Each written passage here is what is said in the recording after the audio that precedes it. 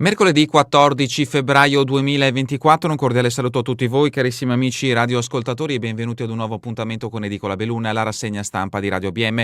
Un saluto anche a chi ci sta guardando in diretta dalla pagina Facebook di Radio ABM e dal canale YouTube dell'Associazione Bellunesi nel Mondo. Dai nostri studi in via Cavour a Belluno, Marco Crepas vi accompagnerà nella lettura del quotidiano Il Corriere delle Alpi. Diamo quindi subito uno sguardo ai titoli presenti in prima pagina. La notizia in primo piano riguarda il mondo scolastico nel bellunese. Il titolo ci dice che è in buona salute i numeri delle preiscrizioni alle prime classi. Il corso 4+2 l'Agraro di Feltre parte con 10 alunni e l'obiettivo di raccoglierne altri. Scuole superiori in salute, Belluno in controtendenza rispetto al Veneto, le matricole aumentano più 2,9% da un anno all'altro. Le iscrizioni alle prime classi di ogni ordine e grado registrano una flessione leggera alle primarie che diventa più elevata alle medie, ma c'è un dato che va in controtendenza rispetto alle altre 6 province del Veneto. Nel bellunese aumentano i nuovi iscritti negli istituti superiori.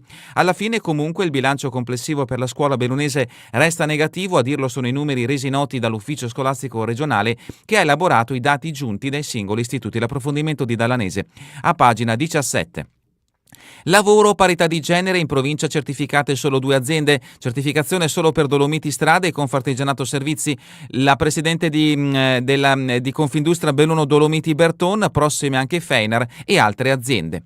E il mondo del volontariato è in lutto, piange Nevio Meneguz, scomparso all'età di 52 anni.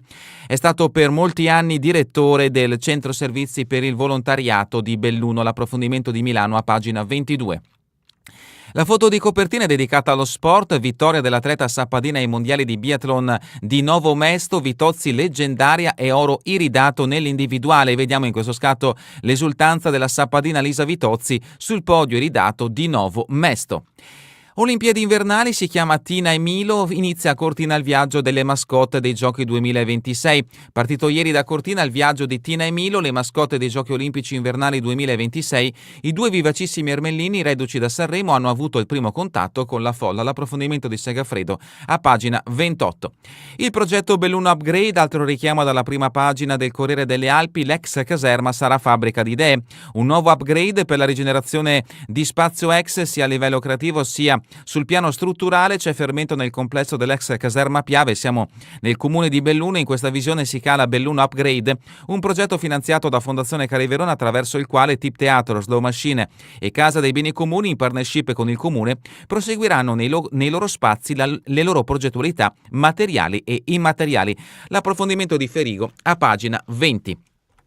Questa dunque è la prima pagina del Corriere delle Alpi ed entriamoci al suo interno con le notizie riferite alla provincia di Belluno. La prima la troviamo a pagina 17, lo avete sentito dalla prima pagina, sorpresa, più iscritti negli istituti superiori.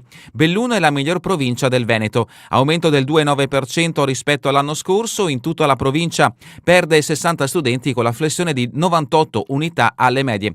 Troverete anche una tabella con tutti i numeri suddivisi per provincia, ovviamente le 7 province del Veneto, e lo potete già vedere da questa scatto, da questa panoramica, per chi ci sta guardando da Facebook o YouTube, e vediamo che i dati sono davvero incoraggianti in questo caso per la provincia di Belluno. Almeno una bella notizia che interessa il territorio bellunese. Le iscrizioni alle prime classi di ogni ordine e grado al prossimo anno scolastico. Leggiamo un inizio dell'articolo di Paola Dallanese. Come era logico attendersi in vista la denatalità e lo spopolamento, registrano una flessione leggera alle primarie che diventa più elevata alle medie, ma c'è un dato che va in controtendenza rispetto alle altre 6 province del Veneto. Nel bellunese aumentano i nuovi iscritti negli istituti superiori. Alla fine però il bilancio complessivo per la scuola bellunese resta negativo, a dirlo sono i numeri resi noti dall'ufficio scolastico regionale che ha elaborato i dati giunti dai singoli istituti al termine delle preiscrizioni del 10 febbraio. Richiamo di spalle, 10 iscritti al corso 4+2, ma cresceranno ancora. Notizia e novità che interessa in questo caso l'Istituto Agrario di Feltre. Pagina 18, difesa del suolo, nel 2023 interventi per 16 milioni di euro. Gosetti fa il bilancio delle opere e delle attività gestite dall'ente provincia. Servono più risorse e più personale, ma il settore vanta grandi competenze. Dolomiti Bus, trasporto a chiamata, la Fit Cisl perplessa dopo il giro a Crema. E ancora politica, l'allarme di Azione per il diritto di voto negato ai fuorisede. Mancano poche ore al termine ultimo per approvare la legge sul voto fuorisede e Azione Belluno lancia l'allarme. Molti studenti e giovani lavoratori della nostra provincia non potranno votare. Luigi Daniele, responsabile under 30 di Azione Belluno, denuncia l'incapacità del governo. Mondo del lavoro, parità di genere, imprese al lavoro, ma solo 2 hanno il certificato. Iter completato da Dolomiti Strade e Confartigianato Servizi. Berton, presidente di Confindustria Belluno Dolomiti, Fenera e prossime ci sono altre aziende addirittura.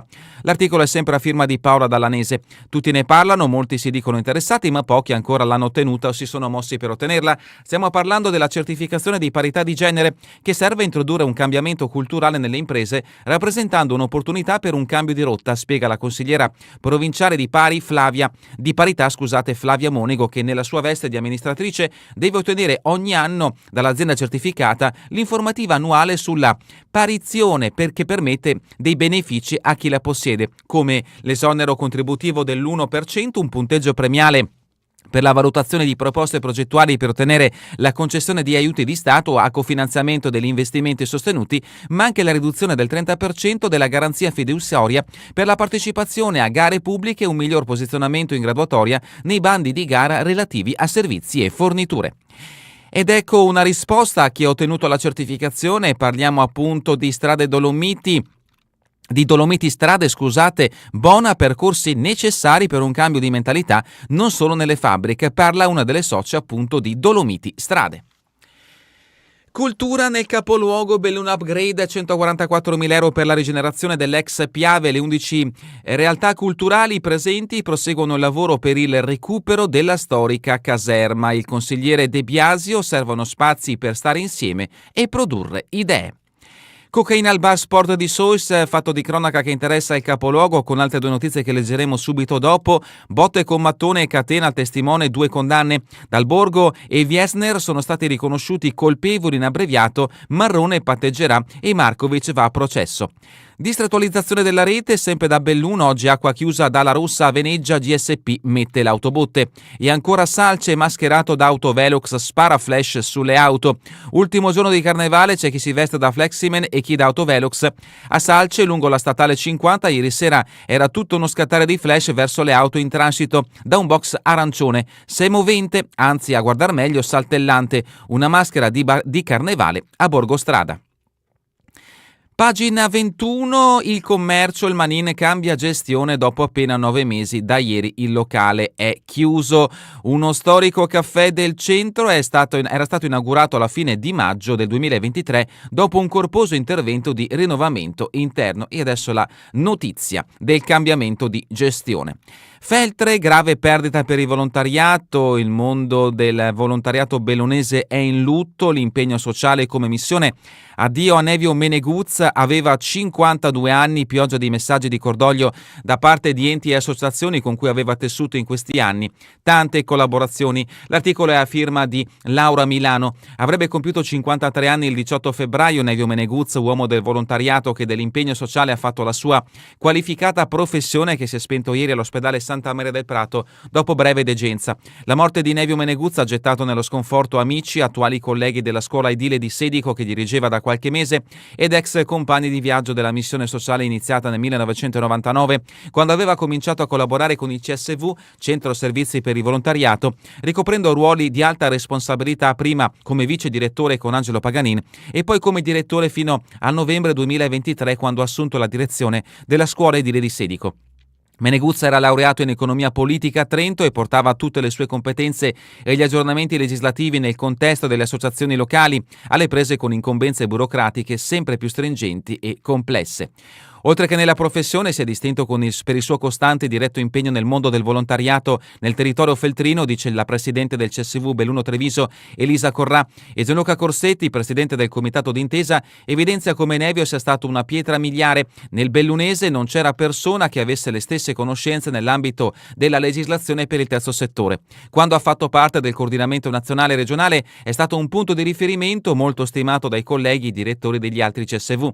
Ha seguito centinaia di associazioni sia per quanto riguarda lo statuto che gli aspetti operativi. Ai tempi del comitato d'intesa è stato il braccio destro di Giorgio Zampieri, con il quale aveva un rapporto paterno.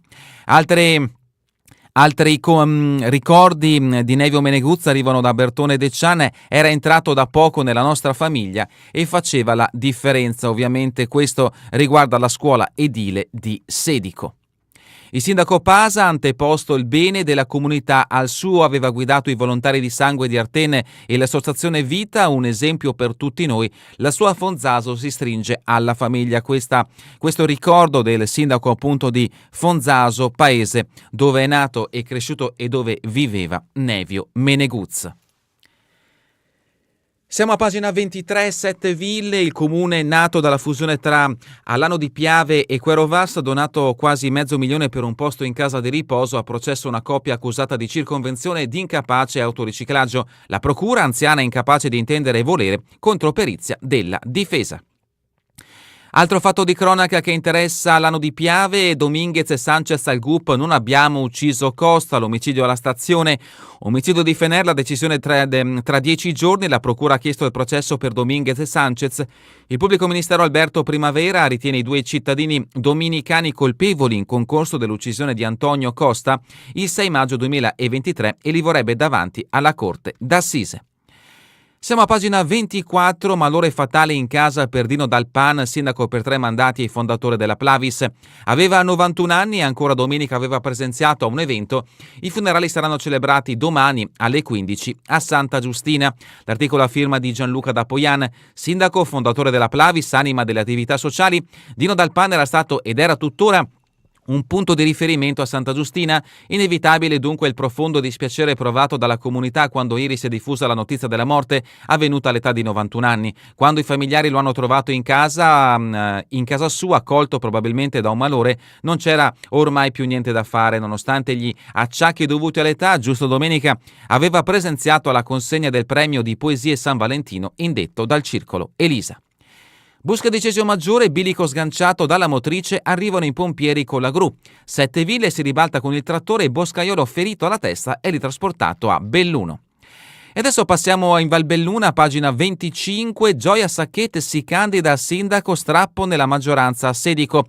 La vice sindaca annuncia una lista civica. Deon, il sindaco, spiace che prenda una strada diversa dal gruppo. Gioia Sacchete ha annunciato la sua candidatura a sindaco di Sedico con una lista civica, segnando così uno strappo con la maggioranza dal sindaco Stefano Deon, ufficialmente ancora alla finestra ma indicata dai ben informati come al lavoro per preparare la corsa al terzo mandato del primo cittadino uscente.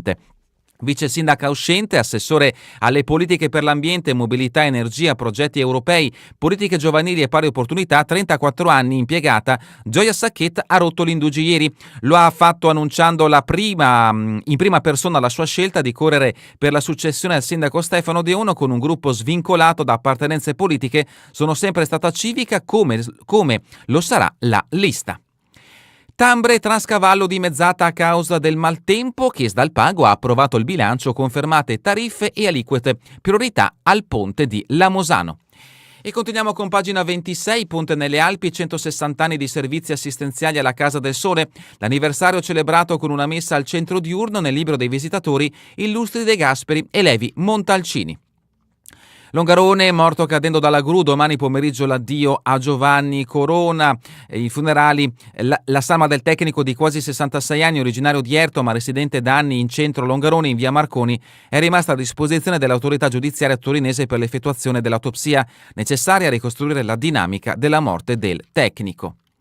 Longarone, Fondazione Vaillant, Mario Zandomenego, nuovo vicepresidente. Continuiamo con Lagordino, siamo a Cencinighe con pagina 27, ristrutturazione del no filo, addirittura la progettazione. Il sindaco Mauro Soppelsa, piano definitivo pronto entro questo mese, l'edificio al centro di lavori complessi sul piano antisismico e degli impianti. Agordo, alleanze tra le parrocchie, consiglieri laici e vescovo disegnano il futuro. Una sessantina di delegati dei consigli pastorali a Gordini a confronto con il vescovo Marangoni sulle sfide che attendono la Chiesa sul territorio.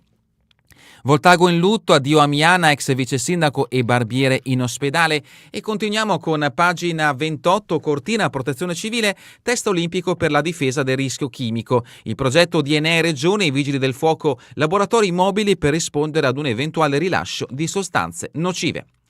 E adesso invece la notizia che interessa le Olimpiadi 2026, Tina e Milo, debutto in società, comincia da Cortina il viaggio delle mascotte dei giochi, foto sulle piste da sci e al curling, e poi tra le maschere del carnevale il sindaco Dorenzi sorride, da oggi cambia la narrativa dell'evento. Santo Stefano verso le elezioni, Comis, il candidato di destra che pesca anche a sinistra, ex parlamentare di C, sarà sostenuto dall'area moderata e da quella cattolica, e Daniele Zandonella, politicamente agli antipodi, si schiera apertamente con lui. Pieve di Cadore, il vescovo in visita alla RSA, messa e saluto agli anziani. Cortina, rubarono profumi per 3.000 euro, coniugi in tribunale. Dalla rubrica Cultura e Società, Nuovo Cinema Italiano, la serie TV Prende ma un film ti fa volare, il pubblico ha capito questa differenza. Esce finalmente L'alba di Saverio Costanzo, il caso Montesi come fonte di ispirazione e un super budget che sfiora i 30 milioni di euro.